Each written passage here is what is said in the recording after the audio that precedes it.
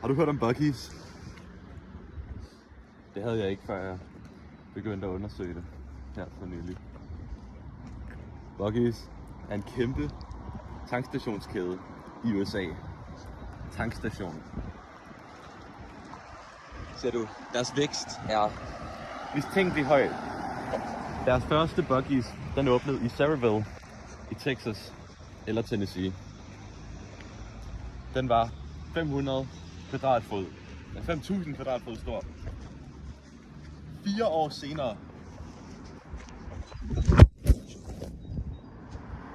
4 år senere havde deres gennemsnitlige tankstationsstørrelse vokset 8 gange efter sigende.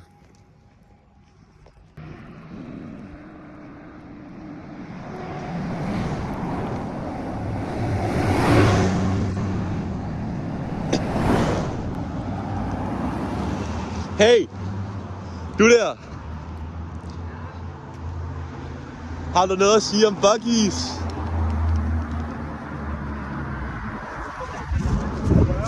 Hvad? Jeg håbede faktisk lidt, du ville spørge.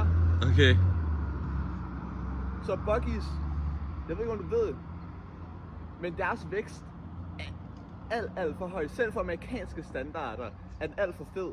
Stor, mener jeg. Men noget, der skal tales om før det, er deres founder, Arch Beaver Applin III.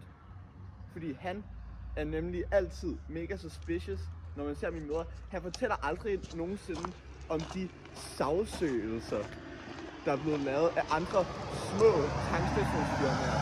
Derfor tror jeg nemlig, at han prøver at få et hold på det amerikanske oliemarked for at ødelægge al olievækst i USA. Ikke nok med det. Den her bæver har aldrig nogensinde sagt et ord i offentligheden. Den opererer kun i skyggerne. Præcis. Præcis. Her har vi en sø. Eller en dam, eller... Ja. Bæver holder til sig nogle her steder. Ja. Det hvad bæver ellers gør, bygger damme. De blokerer for de små vandløb, så de kan lave et større et. Det minder mig om Buc-ee's.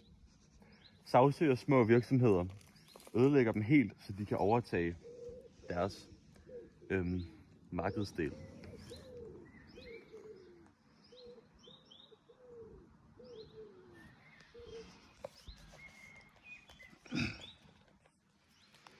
Og ved du, hvad Buc-ee's gør med deres fjender, når de er færdige med dem? Nej.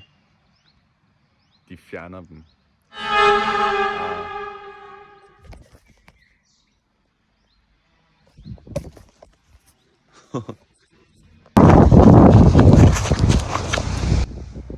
Otte gange vækst, 4 år. Den trend har fortsat de sidste 12 år hos Buc-ee's. Hvis de fortsætter som det her, så vil hele USA's areal være Buc-ee's lokationer ved året 2050. What? Har du noget, du vil sige til det? Looks like we're all Buc-ee's. Det er deres mål. Verdensdominering. I 2050 kommer hele USA til at være Buc-ee's. Og når de ikke kan... USA er flat sådan her. Når de ikke kan ekspande mere sådan her, så overtager de månen. Det minder mig om. De overtager månen for helvede. Ved du, hvad noget andet Buc-ee's har? De har verdens længste conveyor belt. Den der ting, som sådan bevæger ting. Nej, det var car wash. Jamen, ja, conveyor belt der inde i car washen. Oh, shit! Hvis man vender den sådan her, så kommer man til månen. Så de overtager månen. Hørte du, hvad han siger? De overtager månen og USA, og inden 2062 så hele jordkloden. Hele jordkloden.